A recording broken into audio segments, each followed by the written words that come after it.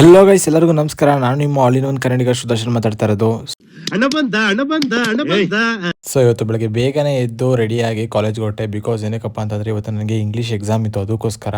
So ಕಾಲೇಜ್ಗೆ ಹೋದ್ಮೇಲೆ ಸ್ವಲ್ಪ ಹೊತ್ತು ಯೂಟ್ಯೂಬಲ್ಲಿ ವೀಡಿಯೋಸ್ ನೋಡಿಕೊಂಡು ರಿವಿಷನ್ನು ಪಾಠಗಳನ್ನೆಲ್ಲ ಕೇಳಿಕೊಂಡು ಬರೆದೆ. 1 ಅವರ್ ಮುಂಚೆನೇ ಬೇಗ ಬರೆದಿದ್ದಕ್ಕೆ ಆದಷ್ಟು ಬೇಗ ನಾನು ಮಂಡ್ಯಗೆ ಹೊರಟೆ. ಏನಕ್ಕಪ್ಪ ಅಂದರೆ ಮಧ್ಯಾಹ್ನ ಹೊತ್ತು ನಾನೇನು ಊಟ ಮಾಡಿರಲಿಲ್ಲ, ತುಂಬ ಹೊಟ್ಟೆ ಹಸಿತಾಯಿತ್ತು. ಮನೆಗೆ ಹೋಗಿ ಬೆಳಗ್ಗೆ ಮಾಡಿರೋ ನಾಷ್ಟನ ತಿಂದ್ಕೊಂಡು ಸ್ವಲ್ಪ ಹೊತ್ತು ರೆಸ್ಟ್ ಮಾಡಿ ಅದಾದಮೇಲೆ ಜಿಮ್ಗೆ ಹೊರಟೆ.